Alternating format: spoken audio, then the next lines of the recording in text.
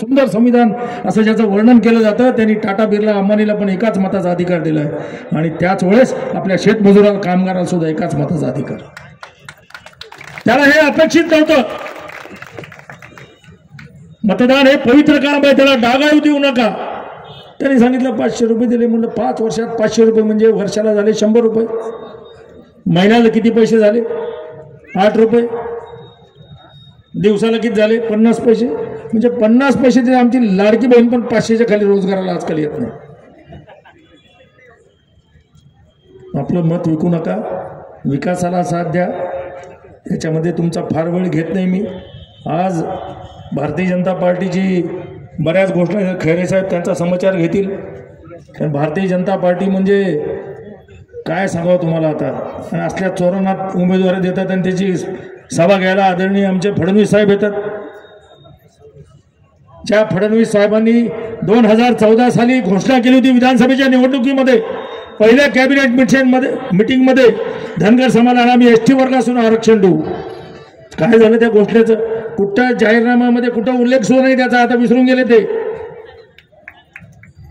आणि ते इथं सभा घेतात आणि अशा भ्रष्टाचारी माणसाची भलामणी मला लाज वाटते त्यांची. आज मी फार कामे केली असा दावा करणार नाही. बऱ्याच 2-3 कोटीची काहीतरी कामं केली असे कैलासरावांनी मला आकडेवारी दिली. बऱ्याच ठिकाणी रस्ते केले, काही ठिकाणी सभागृह केले, काही ठिकाणी पाईपलाईन केल्या. बऱ्याच गोष्टी करण्याचा मी इथला आमदार नसताना सुद्धा केलं. आणि ह्या बाबांनी 15 वर्षात 1 रुपये केले. मी 1.5 वर्षात 3 कोटीची कामं इथं केली. निश्चित तुम्हाला खात्री देतो ह्याच्या पुढं या वसाहतीमधला पूर्ण नुसतं गावठाण नाही तर आजूबाजूच्या जिथे इथं वसाहत झाल्यात कुठलाही रस्ता मी शिल्लक ठेवणार आहे. ग्रामपंचायतीला सुद्धा अमोल निधी कमी पडू देणार नाही. तुम्ही ठरवा आता कुणाला निवडून द्यायचं. जातीपातीचा उल्लेख केला जातो, धर्माधर्मात भांडणं लावतात. हा हिंदू, हा मुसलमान, हा ओबीसी, हा मराठा. त्यांना इलेक्शनच्या तोंडावर आठवतं का? खरे साहेब आपण दोघंही घाटी हॉस्पिटलला रोज फोन करतो की नाही? खरे साहेब जास्त खरे साहेबाचा माणूस एक पडी घेते तर आम्ही सुद्धा आमचं काही अडलं की त्यालाच फोन करतो नारायणला. आम्हालाही करावं लागतो घाटी हॉस्पिटलमध्ये रक्तासाठी.